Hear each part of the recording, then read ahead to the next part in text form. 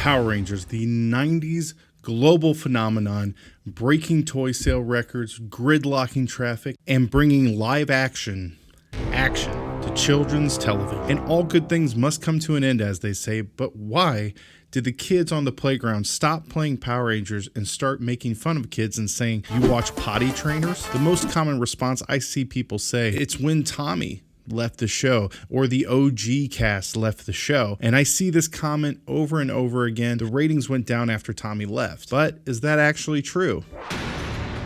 I'm a pretty niche channel for Power Rangers. A lot of it, if you haven't watched the 30 years of Power Rangers, you might be a little lost in some of the theories and the things I talk about. But this past year, I've had a few videos that brought in a pretty large audience and people who don't typically watch Power Rangers that much, but watched it back in the day. And there was actually a lot of comments and questions raised that I didn't know existed in the fandom at all. And it gave me a whole different perspective on this topic. I stopped watching in 2004 with Dino Thunder, and that was coincidentally when I started drumming and doing music. So I think I just got kind of sidetracked in doing other things. And this is what probably happened to a lot of people. Life just was busy and they stopped, focusing on Saturday morning cartoons or shows, and they fell off of it. But the downfall of Power Rangers seems to have several waves involved in it. Honestly surprised how many people commented on my last video that they stopped watching when Jason, Zach, and Trini left the show. This was due to their new contracts. These actors wanted the whole show to go union, but they were shown the door instead. But honestly, I really had no idea that such a large portion of the fandom left at this point. Without a doubt, Tommy was the most popular character in the show, but even if the Green Ranger was 50% of the fandom, the other 5 would take up the other 50 potentially, and with those 3 leaving, roughly maybe 30% of the fandom left at this time. The 1995 movie probably raised the ratings a little bit for the TV show as well. The Ninja Encounter Part 1, which was the first episode without those original 3 actors, aired on November 2nd, 1994. The movie, though, wouldn't be on the big screen for 7 more months, June 30th, 1995. But the fan base that left the show 7 months prior weren't excited for this show anymore in this movie. So there was this group of kids now that kind of viewed Power Rangers as uncool. Their favorite characters weren't in it anymore. And when you have friends saying it's not cool, you don't want to look uncool. Now, before someone starts commenting, yeah, this is my speculation. I'm not saying there's like an exact number. All I really have to go off of are the comments I'm seeing on my videos, which I didn't expect to see. And I really do believe there might be something to it. And of course, before the end of season 3 of Mighty Morphin Power Rangers, we did have the departure of Kimberly, but I don't think that had as much of an impact based on the comments I see. I don't see a lot of people really going off about that, besides the fact that they just don't seem to like Kat if they were Kimberly fans. I will say that I actually do think that Kat was a better fit for Tommy in the long run. I have a whole video on that I encourage you to go see after this. And if you want to argue that point, please go to the video and talk about it there. And of course, there was the whole situation with the character of Billy. I don't see a lot of people commenting that they stopped watching because of Billy, but I do see a lot of people who are die-hard Billy fans. I have to assume the demotion to Billy as a Ranger going into Zeo, because at the start of Zeo, there was only 5 crystals. Only 5 people could be Rangers, and he stepped away and became the sort of IT guy for the Power Rangers, making things for them, doing all that stuff, which actually really fit his character really well, even though it was sad knowing how the actor was being treated and being demoted. But storyline wise, it really did make sense. But back in 1993, when there was the nerd or geek stereotype being represented as a Power Ranger, there was lots of people who connected to that. And I think his fans probably felt some uneasiness about it, even though he was still kind of in the show before he eventually walked off set. If you are a diehard Billy fan, give me some insight to this. If you actually felt upset about it, or if you just didn't really notice, if you felt like it was his time to go. Besides losing the original actors, the second biggest thing I see on comments is that people stopped watching when the suits changed. Personally, I've always loved the Zeo suits. Zeo is a very nostalgic season for me. I think it just hit me at the right time, and being at that age might be like really essential because Dan from the fan club on YouTube is the same age as me. Jim from Zeo to Hero podcast doing Power Ranger stuff is also the same age as me. I think for us, we didn't really view Mighty Morphin Power Rangers as like the end all be all. We were just kind of excited, there for the ride. We were really starting to kind of gain that consciousness probably during Zeo more than Mighty Morphin, but it's undeniable that a lot of people stopped watching when it switched into Zeo. But wait a second, that doesn't make any sense because everybody constantly says it was when Tommy left the show, but Tommy was still in the show for another season and a half. So why did people stop watching the show? Hey, wait a minute. What's that supposed to mean? Quality and quantity. Critics say that the storylines after the original cast left just got really bad, and honestly some of the original actors from these shows have kind of backed that up in interviews subtly. But if you watched In Space or you watched Lost Galaxy, I don't understand how you can honestly say that those storylines just sucked and they were worse than the original. But of course you can write that off as, hey man, that's just your opinion, I don't believe that. So let's really analyze, why did Power Rangers lose such a large part of the fandom? The Mighty Morphin Power Ranger to Turbo cast actors didn't ever have an exact end date, so the episodes couldn't make any real change. As in, we can't defeat the bad guys because then what do we do after that? Tommy and the rest of the team never actually beat Lord Zed and Rita. Nothing ever resolved. It just kept going. Honestly, it was like a soap opera. The episode layout really changed pretty significantly once the Stone Canyon Trio entered the scene. Originally, Haim Saban was very adamant about every single episode being self-contained, meaning that you could watch any episode at any time and you kind of can figure out what's going on and just jump right in. And more or less each episode kind of completed the Dan Harmon story circle. Of course, Dan Harmon, who wrote Community, Rick and Morty, he did not invent this idea, but he has talked about enough that a lot of people associate it with him. And I've talked about it in other videos, specifically the Super Mega Force video, because they don't use it most of the time, which really shows you kind of the loss of structure. But if you look at season 1 of Power Rangers, between 60 episodes, there was 1 5-parter and 4 2-parters. Season 2, before the cast changed, there was 1 3-parter and 2 2-parters. 71 episodes in total, comes out to about 42% of the episodes being connected in some way. But a lot of these episodes actually stand pretty well on their own, specifically the Green with Evil series. Each episode kind of is a little self-contained, even though there's an overall story arc. And the 2-parters and all those things really had some very intense episodes, like The Green Candle or Doomsday or Green No More. All had great cliffhangers and high stakes, only intensified the story. So let's look at the second half with the Stone Canyon Trio. There was 31 episodes with them in season 2. It starts off with a 4-parter, 2 3-parters and 4 2-parters. Season 3 having 33 episodes before the Alien Ranger series. We have a 5-parter, 4 3-parters and 2 2-parters. Out of 64 episodes with the new cast, it's 61% of their episodes being connected.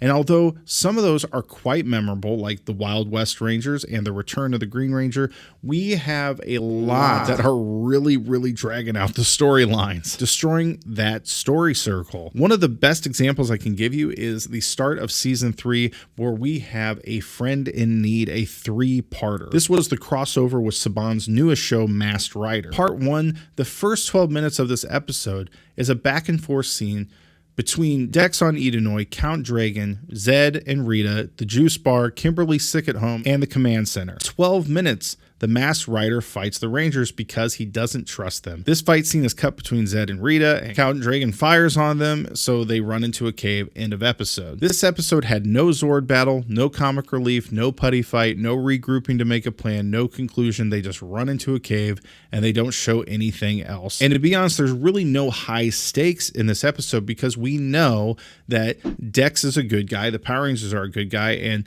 they're fighting because, oh, we don't trust you, but you know they're not actually going to hurt each other or like really do any damage, because that would make no sense. Even as a kid, you kind of know there's nothing really going on here. Now, the second episode has 5 minutes of the Rangers just talking in the cave with Dex, cuts to the villains, Kimberly Sick at Home, Bulk and Skull, who weren't in the first part. They devise a plan to pretend to be Rangers to get some attention from the girls at the Juice Bar. Oh, gee, guys. 10 minutes and 30 seconds into the episode, they come out of the cave. It only lasts about 3 minutes of them fighting the monsters, and they stopped the monsters for the most part. Then Rita and Zed send a monster to Earth. Kimberly has to fight it alone because she was sick staying on Earth. This leaves on a cliffhanger. Once again, no Zords, no conclusion. Sure, they learn a little bit about Dex, but they don't resolve the Edenoi problem at all. They actually add 2 more plot lines, Bulk and Skull, which wasn't concluded. Nothing really happened with it. And now Kimberly fighting a monster. Once again, on a cliffhanger. Nothing really happened. No civilian moments with the Rangers. No nothing. Part 3. We are ready to conclude this amazing crossover with Masked Rider. And of course, it starts with the monster who is fighting Kimberly just kind of running away. Like, oh, we had a cliffhanger. He was going to destroy Kimberly and then he just takes off. Okay. What? There's about 30 seconds of the Rangers fighting on Edenoi. We get a massive, almost 4-minute storyline with Bulk and Skull. Cuts to Dex defeating the monster kind of all of a sudden by himself. They say goodbye to Dex. The Rangers go to Earth to help Kimberly, and they call on their Zords. Then the ending resolves with the Rangers talking to Zordon, Zed and Rita being angry, Bulk and Skull at the juice bar, Dragon talking about invading Earth, and Dex deciding to follow him. It's so jumbled up, it's honestly hard to follow. It cuts between so many storylines, Zed and Rita, Dragon, Edenoi, the Rangers and the Masked Rider, Alpha, Kimberly fighting the monsters, Bulk and Skull wanting to be superheroes. It's obvious they are trying to drag this out so bad. What's sad is that it's quite forgettable. Like, when the crossovers are usually really good, if they had made it a 2-parter episode, cut the fluff, it would have gone down in history as a great episode. They got so sidetracked with Rita and Zed, Bulk and Skull and Kimberly. If you were just jumping into episode 2 of this trilogy, you'd have no idea what's going on. Nothing from part 1 is even resolved in part 2. Part 3 is confusing because more time is spent on Bulk and Skull than the Rangers with Dex. That was the whole point of this crossover. It's such a lackluster ending. Oh, we defeat him in like 3 minutes. It's over. And then we're just going to have all this talking for the ending. So are you seeing the confusion in this sort of 3-parter? And when you analyze something from season 1, like the Green with Evil series, episode 1, it starts with a civilian moment. Tommy and Jason are in a tournament fighting each other. Kimberly has love at first sight for Tommy. Bulk and Skull are messing with her. Tommy scares them off. Cuts to Rita saying she's found her Green Ranger. And then we get a putty fight 6.5 minutes into the episode, which is what normally was happening in the early episodes, is that we had fight scenes pretty quick. We see Tommy get captured. Tommy hijacks the command center. Rita is very pleased. We go to the Rangers hanging out at Billy's. They can't get in contact with Zordon. They get the rad bug. They get Alpha back working. Goldar attacks the city. We get the Rangers morphing. We get the putty fights. We get a Zord battle. Then we get a great fight scene where Tommy takes all of them out. And we get a conclusion. They're all back at the command center talking about what just happened. And this flows so much better. Even though they didn't defeat the Green Ranger, we still got everything we want to see. We got the putties. We got the Zord battle. We got civilian moments. They all really tie in together. Like, Bulk and Skull are a part of this storyline. They're messing with Kimberly and Tommy defends her. And they're not just in a completely separate world. And the other episodes of this miniseries really stand on their own pretty well, very unlike the way the Masked Rider crossover did. And I wish I could analyze all the 2-parters and 3-parters, but it would just take absolutely too long to do. Personally, I can tell the quality went down significantly though. And I don't blame it on the actors, it's the writing. As they ran out of footage from Jew Ranger and did Zoo 2, they started wanting to film less and less action scenes, so they dragged out the storylines. At least that's what I can only conclude from it. I think this is where people started to see Power Rangers was kind of a crappy kids show instead of how awesome it was at the inception, because it had become a soap opera. So again, that common statement of the ratings went down after Tommy left, well, no, not really. I have no doubt that some people stopped watching at that point, but the ratings had steadily been declining after Zeo and during Turbo, while we still had Tommy in the cast. I did a whole breakdown on the first and the second half of Turbo. The first half was just an absolute mess. Characters were off.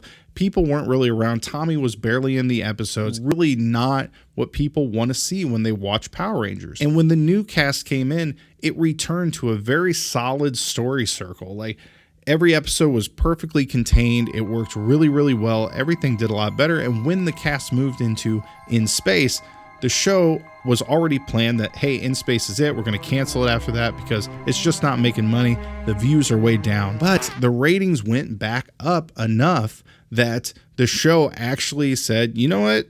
ratings are back up, toy sales are back up. Let's keep this franchise going. And it went on to be a 30-year franchise as of now. So the narrative that Power Rangers went down after Tommy is definitely reiterated by some of the OG cast, like I've said. And I wish some of those OG actors would do a little more homework, go watch some of those series, or at least bits and pieces of them, because there are some incredible stories. There are some incredible story arcs, characters that just far surpass what the original series was. Now, there was definitely a magic that happened in that first season, and I can go back and watch and go, yeah, I get it. I see why people love it. I love it too. But when you really look at quality versus quantity and the way that things have changed over the years, there are so many seasons, not every season, but so many seasons that just do such an amazing job. It's unfortunate to me that this sort of lack of quality was what a lot of people, I think, started to turn away from Power Rangers. And instead of going, wow, man, Power Rangers is a great show, they go, it's so stupid. I watched it the other day. It just didn't even make sense, because they're probably in the middle of a 3-parter, 4-parter that just didn't make any sense. So why did you stop watching Power Rangers? Or have you always watched Power Rangers? Or did you come back to it? What brought you back to it? A friend of mine in choir told me, hey, man, you liked Power Rangers back in the day? You should watch RPM. It was the current season at the time. And I'm so glad I did. It was an amazing season. And if you haven't watched it, I encourage you to go watch Power Rangers RPM. It's the darkest, most mature season of Power Rangers of all time. And it's really, really good amongst a lot of other great seasons out there. Thank you guys so much for watching. Have a great one. Bye.